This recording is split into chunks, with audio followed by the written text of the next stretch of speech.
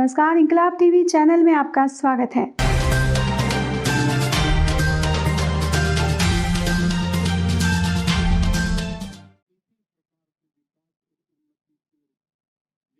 बढ़ते रहें, इसी में सबका कल्याण है।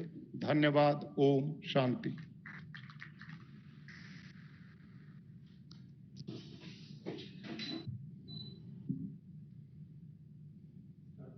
माननीय राज्यपाल श्री को अभिभाषण के लिए धन्यवाद।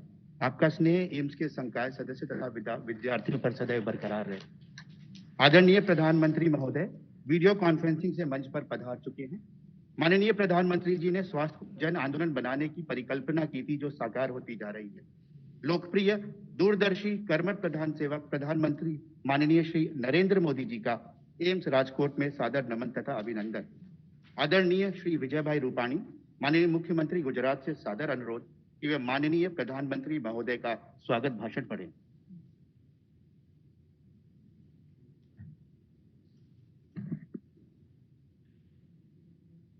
आज के इस कार्यक्रम में उपस्थित भारत के कोटि कोटि जनता के हृदय सम्राट हमारे प्रधानमंत्री आदरणीय नरेंद्र भाई मोदी जी, राज्यपाल गुजरात महोदय आचार्य देवव्रत जी, केंद्रीय स्वास्थ्य मंत्री डॉक्टर हर्षवर्धन जी, श्री अश्विनी कुमार चौबे जी, उप मुख्यमंत्री आदरणीय श्री नितिन भाई, मंचस्थ सब हमारे गुजरात के मंत्री, सांसद, एम्स कमेटी के लोग, भाइयों और बहनों, गुजरात की 6.5 करोड़ की जनता की ओर से मैं प्रधानमंत्री जी का बहुत बहुत स्वागत करता हूं। आज का यह दिन गुजरात के लिए खास दिन है। आज आप गुजरात को एम्स जैसे बड़े मेडिकल इंस्टीट्यूट का उपहार देने जा रहे हैं। इसके लिए मैं गुजरात की जनता की ओर से फिर से मैं आपका आभार व्यक्त करता हूं। आपके मार्गदर्शन में आज गुजरात मेडिकल हब बनने की ओर आगे बढ़ रहा है। जब आप गुजरात के मुख्यमंत्री थे, तब आपने गुजरात को भारत का मेडिकल हब बनाने का जो लक्ष्य तय किया था, इसके लिए आपने कई प्रयास भी शुरू किए थे। आज आपके वो प्रयास पूरी तरह से फलीभूत हो रहे हैं। आपके द्वारा शुरू की गई मां योजना गुजरात के गरीब और मध्यम वर्ग के लोगों के लिए काफी लोकप्रिय है।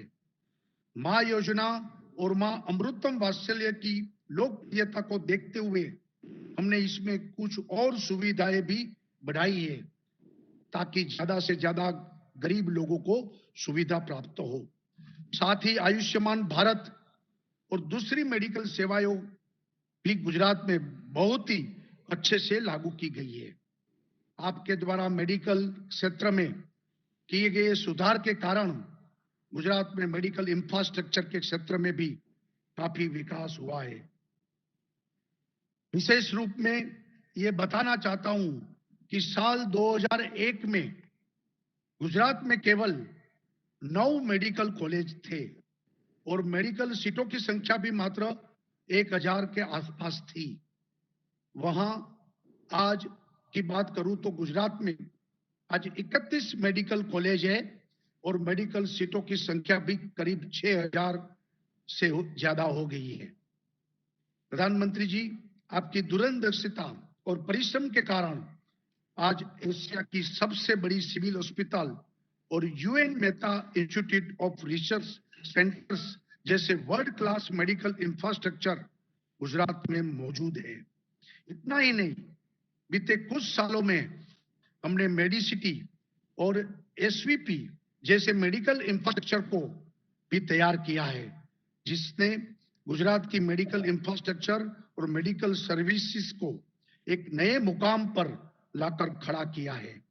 आज गुजरात में कोविड में भी इस इंफ्रास्ट्रक्चर के कारण काफी हमने कोविड के सामने संघर्ष भी किया और काफी सफलता भी उसमें हासिल की। गुजरात में आज भी 52,000 कोविड के बेड उपलब्ध है और अच्छा इंफ्रास्ट्रक्चर उसमें भी किया है। आपके मार्गदर्शन और मेडिकल स्टाफ के सपोर्ट के कारण कोविड को अच्छे से कंट्रोल करने में भी सफलता पाई है। मेडिकल सेक्टर में आज गुजरात एक बड़ी उपलब्धि यानी एम्स को जोड़ने जा रहे हैं। 1200 करोड़ रुपए की लागत से 200 एकड़ में एक विशाल जगह पर बनाया जाने वाला ये एम्स 2 साल में 2022 में शुरू हो जाएगी। इससे यहाँ मेडिकल टूरिज्म भी बढ़ेगा, साथ साथ नई रोजगार भी उसको भी अवसर उसमें से पैदा होगा। गुजरात में एम्स की स्थापना पूरे राज्य के लिए गौरव की बात है। मुझे पूरा विश्वास है कि गुजरात को मेडिकल हब बनाने के लिए जिस संकल्प के साथ हम आगे बढ़ रहे हैं उसमें एम्स इंस्टीट्यूट एक मील का पत्थर साबित होगी। साथ ही मुझे यह भी विश्वास है कि आपके मार्गदर्शन में गुजरात को मेडिकल हब बनाने का लक्ष्य को भी जल्दी से पूरा करेंगे। आपका मैं आभार प्रकट करता हूं। जय हिंद, जय जय गरवी गुजरात।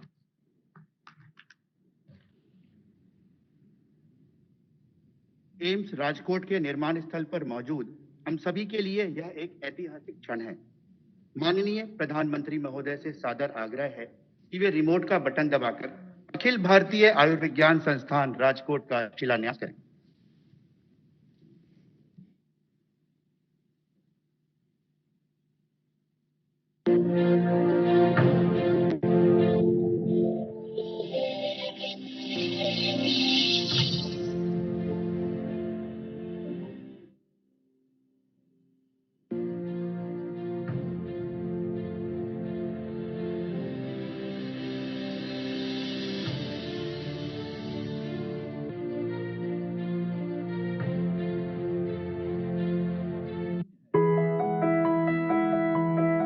क्या है जीवन में हेल्थ और प्रदेश में हेल्थ इंफ्रास्ट्रक्चर का महत्व?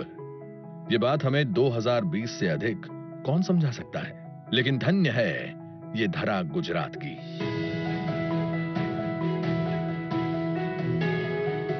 जहां दूरदर्शी नेतृत्व ने बहुत पहले ही मेडिकल कॉलेज, मेडिकल इंफ्रास्ट्रक्चर और मेडिकल पॉलिसी की कमियों को पूरा किया। गुजरात के मुख्यमंत्री के रूप में प्रधानमंत्री श्री नरेंद्र मोदी ने हेल्थ इंश्योरेंस नहीं, हेल्थ अश्योरेंस की नीति अपनाई। गरीब के निशुल्क इलाज की नई रीति बनाई। स्वास्थ्य को गुजरात की तरक्की की सीढ़ी बनाया। इसीलिए राष्ट्रीय और अंतर्राष्ट्रीय स्तर के संस्थानों के साथ आज गुजरात देश के मेडिकल हब के रूप में उभरा है। न केवल आसपास के राज्यों से बल्कि पड़ोसी देशों के नागरिकों के लिए भी आयुष्मान बना है गुजरात। ऑपरेशन कितना भी जटिल क्यों न हो, गुजरात के पास काबिल डॉक्टर्स की सेना तैयार है। 30 मेडिकल कॉलेजों के साथ जिसका दिन ब दिन विस्तार भी हो रहा है। मुख्यमंत्री विजय भाई रूपाणी और उप मुख्यमंत्री एवं स्वास्थ्य मंत्री नितिन भाई पटेल के नेतृत्व में कोविड-19 के समय में भी गुजरात ने अपने स्वभाव के अनुसार साहस और क्षमता का परिचय दिया। 735 कोविड अस्पताल, 70,000 बेड्स, 1,700 से अधिक धन्वंतरी रथ, 20 लाख से अधिक लोगों के घर घर टेस्टिंग ड्राइव के साथ गुजरात ने कोरोना पर न केवल काबू पाया बल्कि गुजरात के हेल्थ मैनेजमेंट की सराहना एम्स, नीति आयोग और WHO ने भी की। मेडिकल के साथ फार्मा और वैक्सीन डेवलपमेंट क्षेत्र का भी विकास हुआ है। यही वजह है जो आज कोरोना वैक्सीन के ट्रायल रन के लिए भी गुजरात का चयन हुआ है। प्रधानमंत्री जी के मार्गदर्शन में इस वर्ष गुजरात में 5 नए मेडिकल कॉलेजों में 500 MBBS सीटों की बढ़ोतरी होने जा रही है। इसी परंपरा को आगे बढ़ाते हुए गुजरात की मेडिकल यश गाथा में आज एक और स्वर्णिम अध्याय जुड़ने जा रहा है। राजकोट एम्स।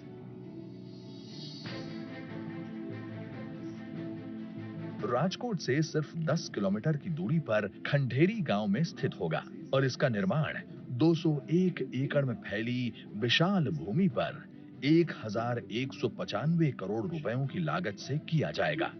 राजकोट एम्स को 4 लेन हाईवे से जोड़ा जाएगा। जिसकी राजकोट एयरपोर्ट से दूरी होगी महज 11 किलोमीटर।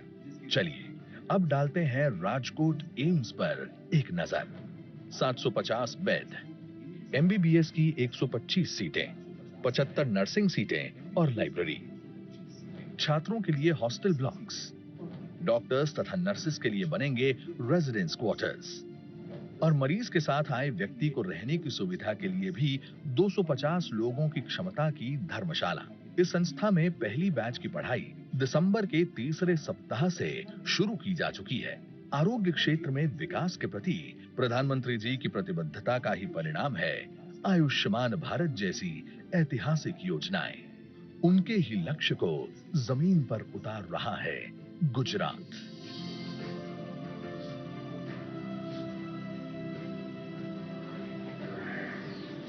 एम्स राजकोट का शिलान्यास करने जा रहे हैं प्रधानमंत्री नरेंद्र मोदी।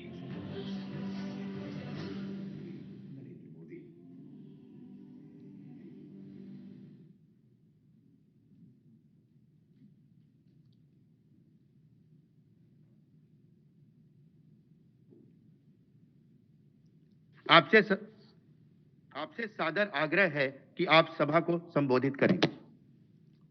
नमस्कार।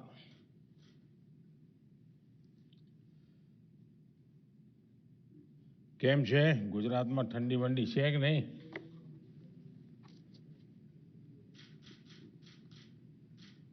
गुजरात के राज्यपाल आचार्य देवव्रत जी,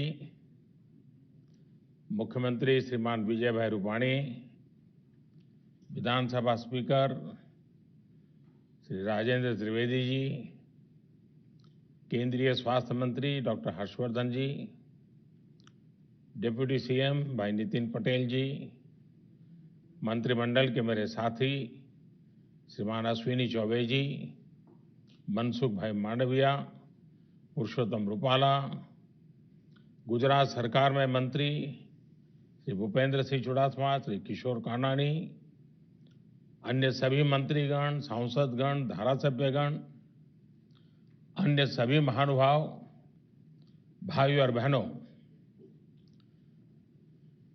नया साल दस्तक दे रहा है।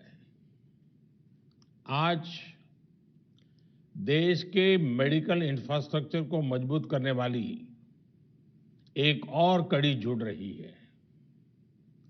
राजकोट में all India institute of medical sciences का शिलान्यास गुजरात के साथ साथ पूरे देश में स्वास्थ्य और मेडिकल एजुकेशन के नेटवर्क को उसके कारण बल मिलेगा। भाई और बहनों, साल 2020 को एक नई नेशनल हेल्थ फैसिलिटी के साथ विदाई देना इस साल की चुनौतियों को भी दर्शाता है और नए साल की प्राथमिकताओं को भी स्पष्ट करता है। ये साल पूरी दुनिया के लिए स्वास्थ्य के रूप में अभूतपूर्व चुनौतियों का साल रहा है। इस साल ने दिखाया है कि स्वास्थ्य ही संपदा है। ये कथा हमें हमारे पूर्वजों ने क्यों सिखाई है, ये हमें बार बार क्यों रटाया गया है, ये 2020 ने हमें भली भांति सिखा दिया। स्वास्थ्य पर जब चोट होती है तो जीवन का हर पहलू बुरी तरह से प्रभावित होता है और सिर्फ परिवार नहीं, पूरा सामाजिक दायरा उसकी लपेट में आ जाता है। और इसलिए साल का यह अंतिम दिन भारत के उन लाखों डॉक्टर्स, हेल्थ वॉरियर्स, सफाई कर्मियों, दवा दुकानों में काम करने वाले और दूसरे फ्रंटलाइन कोरोना योद्धाओं को याद करने का है, जो मानवता की रक्षा के लिए लगातार अपने जीवन को दांव पर लगा रहे हैं। कर्तव्य पथ पर जिन साथियों ने अपना जीवन दे दिया है, मैं आज उन सबको आदरपूर्वक नमन करता हूं। आज देश उन साथियों को, उन वैज्ञानिकों को, उन कर्मचारियों को भी बार बार याद कर रहा है जो कोरोना से लड़ाई के लिए जरूरी मेडिकल इंफ्रास्ट्रक्चर तैयार करने में दिन रात जुटे रहे हैं। आज का दिन उन सभी साथियों की सराहना का है जिन्होंने इस मुश्किल दौर में गरीब तक भोजन और दूसरी सुविधाएं पहुंचाने में पूरे समर्पण के साथ काम किया। इतना लंबा समय, इतनी बड़ी आपदा, लेकिन ये समाज की सामूहिक संगठित ताकत, समाज का सेवा भाव, समाज की संवेदनशीलता, उसी का नतीजा है कि देशवासियों ने किसी गरीब को भी इस कठिनाई भरे दिनों में रात को भूखा सोने नहीं दिया। ये सब नमन के पात्र हैं, आदर के पात्र हैं। साथियों, मुश्किल भरे इस साल ने दिखाया है कि भारत जब एकजुट होता है तो मुश्किल से मुश्किल संकट का सामना वो कितनी प्रभावी तरीके से कर सकता है। भारत ने एकजुटता के साथ जिस प्रकार समय पर प्रभावी कदम उठाए, उसी का परिणाम है कि आज हम बहुत बेहतर स्थिति में हैं। जिस देश में 130 करोड़ से ज्यादा लोग हों, घनी आबादी हो, वहां करीब करीब 1 करोड़ लोग इस बीमारी से लड़कर जीत चुके हैं। कोरोना से पीड़ित साथियों को बचाने का भारत का रिकॉर्ड दुनिया से बहुत बेहतर रहा है। वहीं अब संक्रमण के मामले में भी भारत लगातार नीचे की तरफ जा रहा है। भाइयों और बहनों, साल 2020 में संक्रमण की निराशा थी, चिंताएं थी, चारों तरफ सवालिया निशान थे। 2020 की वो पहचान बन गई, लेकिन 2021 इलाज की आशा लेकर के आ रहा है। वैक्सीन को लेकर भारत में हर जरूरी तैयारियां चल रही है। भारत में बनी वैक्सीन तेजी से हर जरूरी वर्ग तक पहुंचे, इसके लिए कोशिशें अंतिम चरणों में हैं।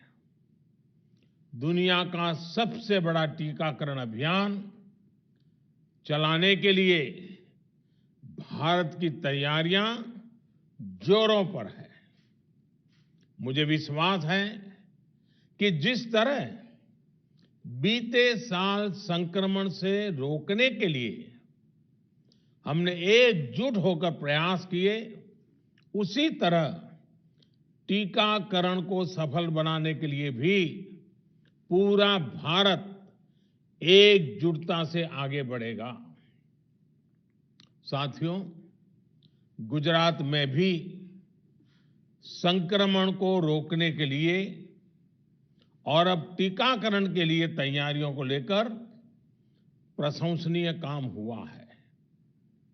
बीते 2 दशकों में जिस प्रकार का मेडिकल इंफ्रास्ट्रक्चर गुजरात में तैयार हुआ है, वो एक बड़ी वजह है कि गुजरात कोरोना चुनौती से बेहतर तरीके से निपट पा रहा है।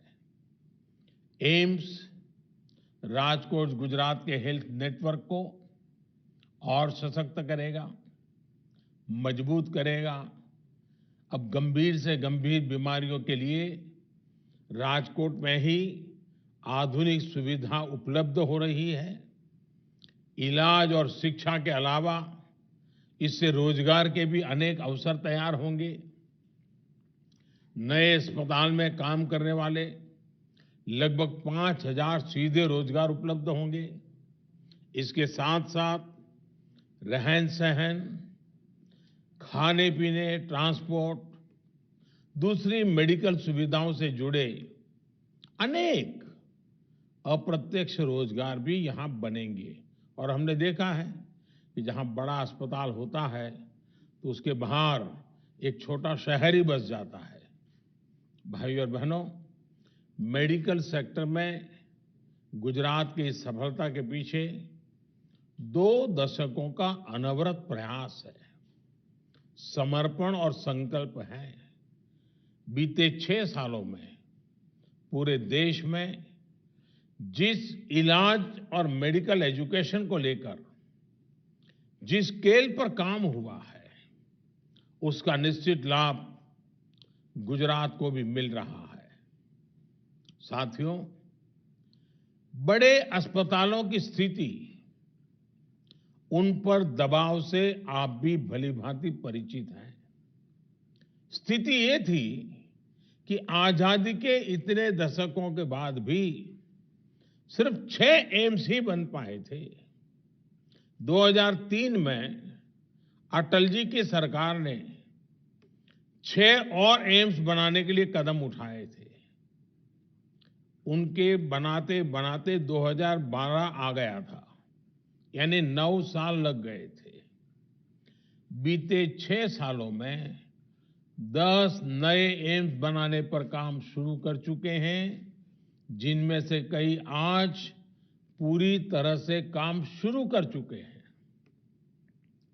एम्स के साथ साथ देश में 20 एम्स जैसे ही सुपर स्पेशलिटी हॉस्पिटल्स का निर्माण भी किया जा रहा है। साथियों, साल 2014 से पहले हमारा हेल्थ सेक्टर अलग अलग दिशा में अलग अलग अप्रोच के साथ काम कर रहा था। प्राइमरी हेल्थ केयर का अपना सिस्टम था। गांवों में सुविधाएं न के बराबर थी। हमने हेल्थ सेक्टर में हॉस्पिटल होलिस्टिक तरीके से काम करना शुरू किया। हमने जहां एक तरफ प्रिवेंटिव केयर पर बल दिया, वहीं इलाज की आधुनिक सुविधाओं को भी प्राथमिकता दी। हमने जहां गरीब का इलाज पर होने वाला खर्च कम किया, वहीं इस बात पर भी जोर दिया कि डॉक्टरों की संख्या में तेजी से वृद्धि हो। साथियों, आयुष्मान भारत योजना के तहत देश भर के दूर-दराज के इलाकों में लगभग 1.5 lakh health and wellness centre बनाने के लिए काम तेजी से चल रहा है। अभी तक इनमें से 50,000 सेंटर सेवा देना शुरू भी कर चुके हैं। लगभग 5,000 गुजरात में ही हैं। इस योजना से अब तक देश के करीब 1.5 करोड़ गरीबों को 5 लाख रुपए तक का मुफ्त इलाज मिला है। इस योजना ने गरीब भाई बहनों की कितनी बड़ी मदद की है, इसके लिए एक आंकड़ा मैं देश को बताना चाहता हूं।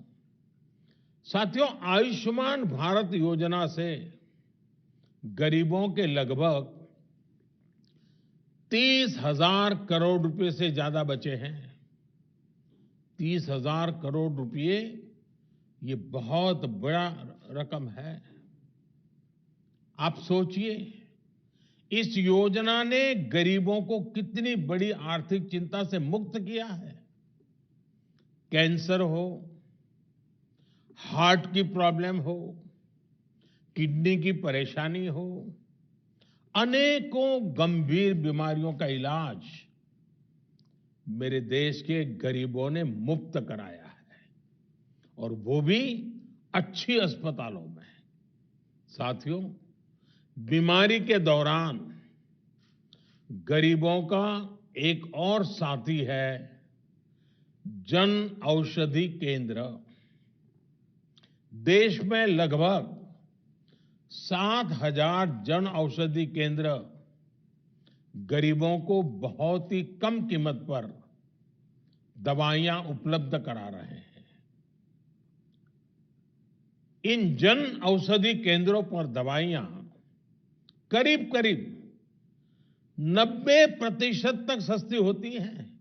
यानी 100 रुपए की दवाई 10 रुपए में मिलती है। 3.5 लाख से ज्यादा गरीब मरीज हर रोज इन जन औषधि केंद्रों का लाभ ले रहे हैं, और इन केंद्रों की सस्ती दवाइयों की वजह से गरीबों के हर साल औसतन एवरेज 3600 करोड़ रुपए खर्च होने से बच रहे हैं। आप अंदाजा लगा सकते हैं कि कितनी बड़ी मदद हो रही है। वैसे कुछ लोगों के मन में सवाल उठ सकता है कि आखिर सरकार इलाज का खर्च कम करने, दवाइयों पर होने वाले खर्च को कम करने पर इतना जोर क्यों दे रही है। साथियों, हम में से अधिकांश उसी पृष्ठभूमि से निकले लोग हैं। गरीब और मध्यम वर्ग में इलाज का खर्च हमेशा से बहुत बड़ी चिंता रहा है। जब किसी गरीब को गंभीर बीमारी होती है तो इस बात की संभावना बहुत ज्यादा होती है कि वो अपना इलाज कराए ही नहीं। इलाज के लिए पैसे ना होना, घर के अन्य खर्च, अपनी जिम्मेदारियों की चिंता, व्यक्ति के व्यवहार में ये बदलाव ला ही देती है। और हमने देखा है, जब गरीब बीमार हो जाता है, पैसे नहीं होते हैं, तो क्या करता है? दोहरे धागे की दुनिया में चला जाता है, पूजा पाठ की दुनिया में चला जाता है। उसको लगता है शायद वहीं से बच जाऊंगा, लेकिन वो इसलिए जाता है, हम ये ना कहें कि वो अंधश्रद्धा है, वो इसलिए जाता है कि उसके पास सही जगह पर जाने के लिए पैसे नहीं हैं, गरीबी उसको परेशान कर रही है। साथियों, हमने ये भी देखा है कि जो व्यवहार पैसे की कमी की वजह से बदल जाता है, वही व्यवहार जब गरीब के पास एक सुरक्षा कवच होता है तो वे एक आत्मविश्वास में बदल जाता है। आयुष्मान भारत योजना के तहत गरीबों का इलाज, लोगों की इस चिंता, इस व्यवहार को बदलने में सफल रहा है, जिसमें वो पैसे की कमी की वजह से अपना इलाज कराने अस्पताल जाते ही नहीं थे। और कभी कभी तो मैंने देखा है कि घर के जो बुजुर्ग हैं, ज्यादा बुजुर्ग नहीं, 45-50 साल की आयु, बड़े व्यक्ति, वे इसलिए बीमार दवाई नहीं कराते, वो कहते हैं कर्ज हो जाएगा तो सारा कर्ज बच्चों को देना पड़ेगा और बच्चे बर्बाद हो जाएंगे। बच्चों की जिंदगी बर्बाद न हो, इसलिए कई माँ बाप जीवन भर दर्द झेलते हैं और दर्द में ही मरते हैं। क्योंकि कर्ज ना हो, दर्द झेलें, लेकिन बच्चों के नसीब में कर्ज ना आए, इसलिए वो ट्रीटमेंट नहीं कराते। खास पर ये भी सही है कि प्राइवेट हॉस्पिटल जाने की तो गरीब पहले कभी सोच ही नहीं पाता था। आयुष्मान भारत के बाद अब ये भी बदल रहा है। साथियों, अपने स्वास्थ्य की सुरक्षा का एहसास, इलाज के लिए पैसे की उतनी चिंता का न होना, इसने समाज की सोच को बदल दिया है और हम इसके नतीजे भी देख रहे हैं। आज हेल्थ और वेलनेस को लेकर एक सतर्कता आई है, गंभीरता आई है। और ये सिर्फ शहरों में हो रहा है ऐसा नहीं है। अब दूसरे देश के गांवों में भी अब ये दूर सुदूर हमारे देश के गांवों में भी ये जागरूकता हम देख रहे हैं। व्यवहार में परिवर्तन के ऐसे उदाहरण अन्य क्षेत्रों में भी नजर आ रहे हैं। जैसे शौचालयों की उपलब्धता से लोगों को स्वच्छता के लिए और जागरूक किया है। हर घर जल अभियान लोगों को स्वच्छ पानी सुनिश्चित कर रहा है, पानी से होने वाली बीमारियों को कम कर रहा है। रसोई में गैस पहुंचने के बाद न सिर्फ हमारी बहन बेटियों का स्वास्थ्य सुधर रहा है, बल्कि पूरे परिवार में एक सकारात्मकता की सोच आई है। ऐसे ही प्रधानमंत्री सुरक्षित मातृत्व अभियान के गर्भवती महिलाओं को रेगुलर चेक आपके लिए प्रोत्साहित किया है और चेकअप के कारण उनको पहले से गंभीरता की तरफ इंगित कर दिया जाता है। इसका लाभ ये हो रहा है कि गर्भावस्था के दौरान जो कॉम्प्लिकेटेड केसेस होते हैं वो जल्दी पकड़ में आते हैं और उनका समय पर इलाज भी होता है। वहीं प्रधानमंत्री मातृ वंदना योजना के द्वारा ये सुनिश्चित किया जा रहा है कि गर्भवती महिलाओं को पर्याप्त पोषण मिले, देखभाल मिले। पोषण अभियान ने भी उनमें जागरूकता बढ़ाई है। इन सारे प्रयासों का एक बहुत बड़ा लाभ ये मिला है कि देश में मैटरनल मोर्टेलिटी रेट, माता मृत्यु दर पहले के मुकाबले काफी कम हो रहा है। साथियों, सिर्फ आउटकम पर परिणाम पर ही फोकस करना काफी नहीं होता है। इम्पैक्ट महत्वपूर्ण है, लेकिन इम्प्लीमेंटेशन भी उतना ही महत्वपूर्ण है।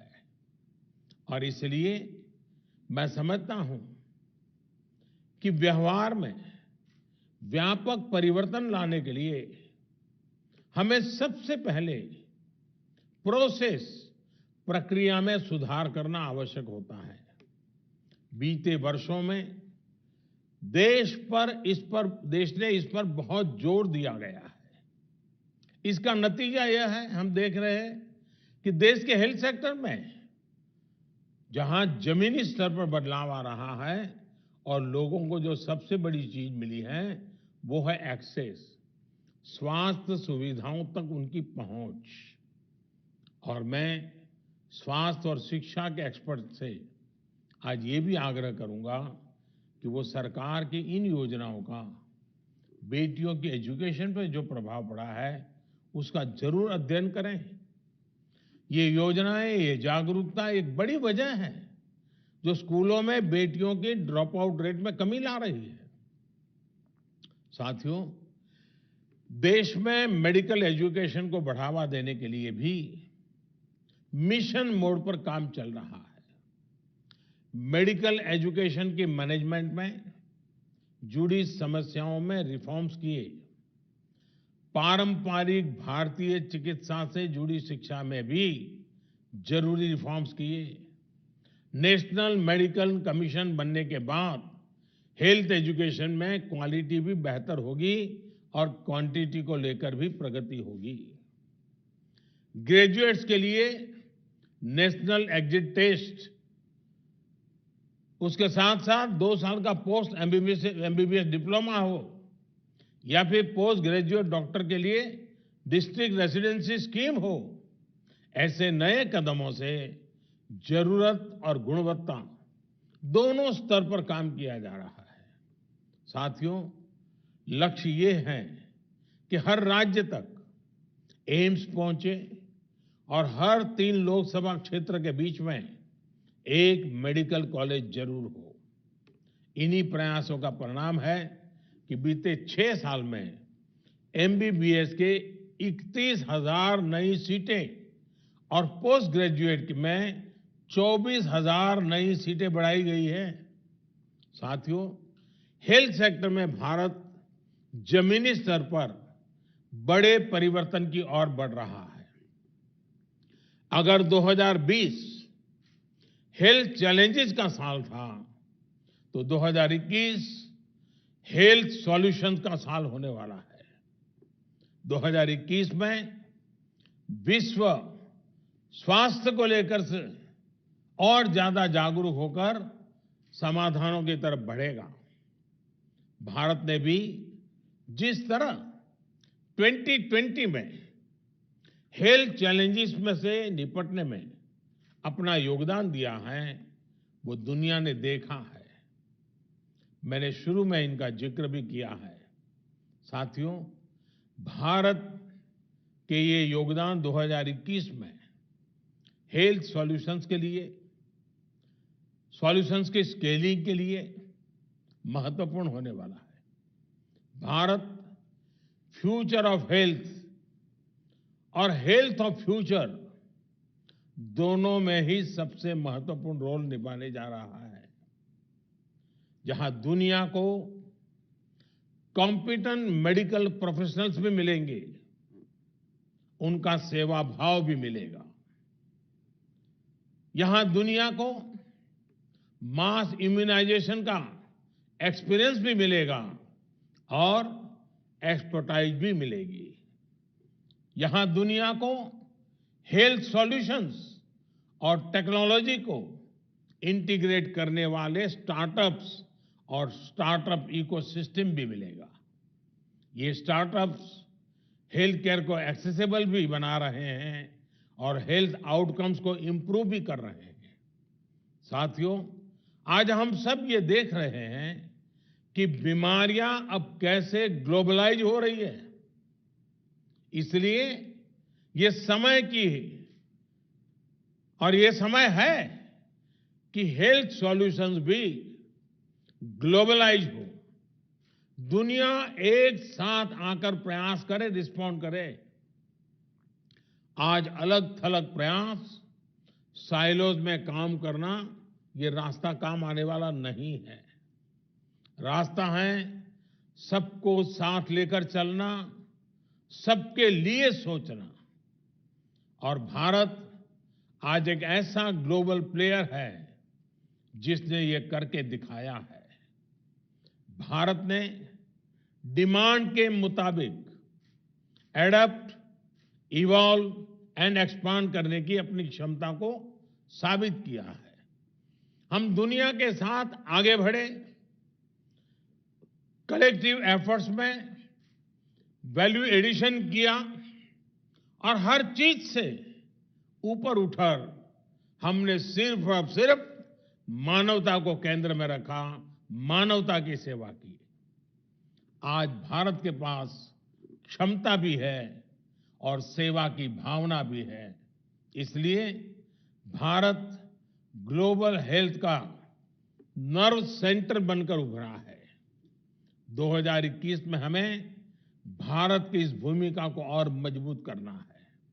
साथियों, हमारे यहां कहते हैं, सर्वम अन्य परित्यज्य शरीरम पालयेदतः, यानी सबसे बड़ी प्राथमिकता शरीर के स्वास्थ्य की रक्षा ही है। सब कुछ छोड़कर पहले स्वास्थ्य की ही चिंता करनी चाहिए। नए साल में हमें इस मंत्र को अपने जीवन में प्राथमिकता के साथ उतारना है। हम स्वस्थ रहेंगे तो देश स्वस्थ रहेगा।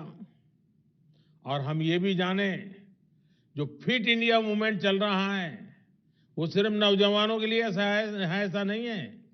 हर उम्र के लोग ये फिट इंडिया मूवमेंट से जुड़ने चाहिए। और ये मौसम भी फिट इंडिया के अपने मूवमेंट को गति देने के लिए बहुत अच्छा है। कोई परिवार ऐसा ना हो, चाहे योग की बात हो, चाहे फिट इंडिया की बात हो, हमें अपने आप को स्वस्थ रखना ही होगा। बीमार होने के बाद जो परेशानियां होती हैं, स्वस्थ रखने के लिए उतने प्रयत्न नहीं करने पड़ते हैं। और इसलिए फिट इंडिया, इस बात को हम हमेशा याद रखें, अपने आप को फिट रखें, अपने देश को फिट रखें, ये भी हम लोगों का कर्तव्य है। राजकोट के मेरे प्यारे भाइयों बहनों, गुजरात के मेरे प्यारे भाइयों बहनों, ये बात न भूलें कि कोरोना संक्रमण घट जरूर रहा है, लेकिन ये ऐसा वायरस है जो तेजी से फिर चपेट में ले लेता है।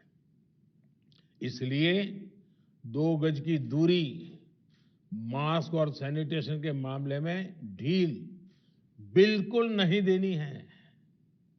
नया साल हम सभी के लिए बहुत खुशियां लेकर के आए। आपके लिए और देश के लिए नया साल मंगल हो। लेकिन मैं ये भी कहूंगा, मैं पहले कहता था, जब तक दवाई नहीं तब तक ढिलाई नहीं, बार बार कहता था। अब दवाई सामने दिख रही है, कुछ ही समय का सवाल है, तो भी मैं कहूंगा, पहले मैं कहता था दवाई नहीं तो ढिलाई नहीं, लेकिन अब मैं फिर से कह रहा हूं, दवाई भी और कड़ाई भी। कड़ाई भी बरतनी है और दवाई भी लेनी है। दवाई आ गई तो सब छूट मिल गई, ये भ्रम में मत रहना। दुनिया यही कहती है, वैज्ञानिक यही कहते हैं। और इसलिए अब मंत्र रहेगा हमारा 2021 का, दवाई भी और कड़ाई भी। दूसरी एक बात, हमारे देश में अफवाहों का बाजार जरा तेज रहता है। भांति भांति के लोग अपने निजी स्वार्थ के लिए, कभी गैर जिम्मेदार व्यवहार के लिए भांति भांति अफवाहें फैलाते हैं। हो सकता है जब वैक्सीन का काम प्रारंभ हो तो भी अफवाहों का बाजार भी उतना ही तेज चलेगा। किसी को बुरा दिखाने के लिए सामान्य मानवी का कितना नुकसान हो रहा है, इसकी परवाह किए बिना न जाने अनगिनत काल्पनिक झूठ फैलाए जाएंगे। कुछ मात्रा में तो शुरू भी हो चुके हैं। और भोले भाले गरीब लोग या कुछ बदइरादे से काम करने वाले लोग बड़े कन्विक्शन के साथ इसको फैलाते हैं। मेरा देशवासियों से आग्रह होगा कि कोरोना के खिलाफ एक अनजान दुश्मन के खिलाफ लड़ाई है। अफवाहों के बाजार गर्म न होने दें। हम भी सोशल मीडिया में कुछ भी देखा बिना फॉरवर्ड न करें। हम भी एक जिम्मेवार नागरिक के रूप में आने वाले दिनों में देश के अंदर स्वास्थ्य का जो अभियान चलेगा, हम सब अपनी तरफ से योगदान दें, हम सब अपनी तरफ से जिम्मेवारी उठाएं और जिन लोगों के लिए पहले ये बात पहुंचानी है उनमें हम पूरी मदद करें। जैसे ही वैक्सीन का मामला आगे बढ़ेगा, देशवासियों को समय पर उसकी सूचना मिलेगी। मैं फिर से एक बार 2021 के लिए आप सबको बहुत बहुत शुभकामनाएं देता हूं। અને રાજકોટના મારા ભાઈઓ બહેનોને આજે ઘણા સમય મને ફરી દર્શન કરવાનો મોકો મળ્યો છે। ખાસી મોટી સંખ્યામાં આપના બધાના દર્શન થઈ રહ્યા છે, આપના આશીર્વાદ મળી રહ્યા છે। મારા માટે દુઃખની પણ ઘડી છે, કારણ કે મારા એક અચ્છા મિત્ર ભાઈ અભય ભારદ્વાજ, એમને અમે ગુમાવી દીધા, કોરોનાને કારણે ગુમાવી દીધા। આજે જ્યારે રાજકોટ વાસીઓની વચ્ચે આવ્યો છું ત્યારે ભાઈ અભયનું સ્મરણ થવું બહુ સ્વાભાવિક છે। હું એમને આદરપૂર્વક શ્રદ્ધાંજલિ પણ આપું છું અને ફરી એકવાર રાજકોટ વાસીઓને, ગુજરાત વાસીઓના, એમ્સ ગુજરાતના કોને કોનાના લોકો માટે છે, સૌ ગુજરાતવાસીઓને એમ્સ માટે અનેક અનેક શુભકામનાઓ, નવા વર્ષની ખૂબ ખૂબ શુભકામનાઓ। ધન્યવાદ।